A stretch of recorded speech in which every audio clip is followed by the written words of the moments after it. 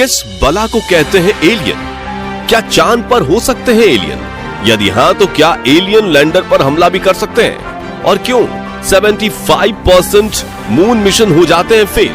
चांद के खौफनाक माहौल में कैसे सरवाइव करेगा भारत का चंद्रयान? चांद से आए कामयाबी की और तस्वीर। दोस्तों, चांद पर मिशन भेजने का सक्सेस रेट सिर्फ 27% है।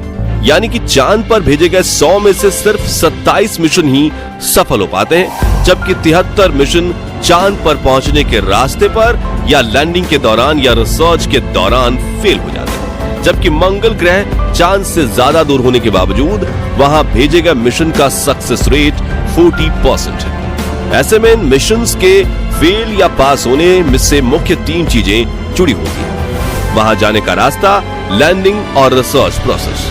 सबसे पहले जाने के रास्ते की बात करें तो मंगल ग्रह दूर होने के कारण वहां स्पेस क्राफ्ट को भेजने के लिए लंबा गैलेक्टिक हाईवे मौजूद है, जिस पर चलते हुए कोई भी स्पेस क्राफ्ट आसानी से मंगल पर पहुंच जाता है। जबकि चांद के पिछले हिस्से यानी कि फार साइड, जहां पर चंद्रयान 3 गया है, वहां जाना काफी ज्यादा कठिन होता है, क्योंकि सबसे पहले तो हम धरती पर बैठकर उस तरफ घूम रहे स्पेसक्राफ्ट से सही कम्युनिकेशन नहीं बिठा पाते और कई बार इसी कम्युनिकेशन गैप की वजह से स्पेसक्राफ्ट अपनी ऑर्बिट से बाहर निकल जाता है और मिशन धरा का धरा रह जाता है। जैसे कि पिछले दिनों भारत से आगे निकलने की कोशिश में रूस ने अपना लूना 25 स्पेसक्राफ्ट को डायरेक्ट रास्ते से चांद पर भेजा था, और जब वो 100 किलोमीटर की कक्षा में घूम रहा था तभी उसकी ऑर्बिट छोटी करने के लिए रूसी स्पेस एजेंसी ने उसके थ्रस्टर्स इंजन ज्यादा फायर कर दिए और नई ऑर्बिट पकड़ने की बजाय वो अपनी ऑर्बिट से भटक गया और एकाएक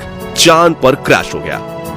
इसी के साथ रूस का भारत से आगे निकलने का सपना भी चांद की मिट्टी में मिल गया। लेकिन हमारे चंद्रयान 3 ने इस रास्ते को पार करके चांद तक पहुंचने में जीत हासिल कर ली है।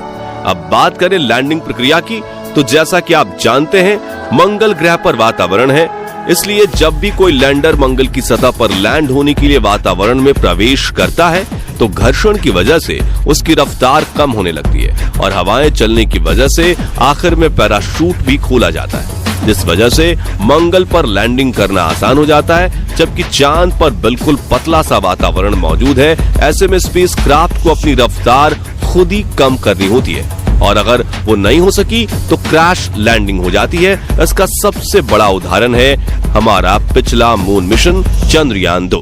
इसमें चांद की सतह से 2.1 किलोमीटर की ऊंचाई पर हमारा चंद्रयान 2 से विक्रम लैंडर का संपर्क टूट गया था और स्पीड कंट्रोल ना होने की वजह से वो चांद की सतह पर टकराकर तहस नहस हो चुका था। हालांकि खुशखबरी यह है कि चंद्रयान 3 ने इस पड़ाव को भी पार करके सफल लैंडिंग कर ली है।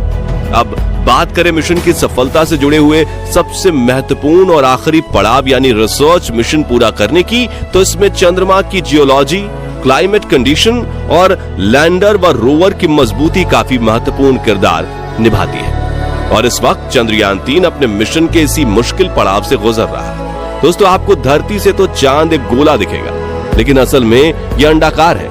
इंसानों को धरती से चांद का अधिकतम 59% हिस्सा ही दिखाई देता है, जिसे नियर साइड कहा जाता है।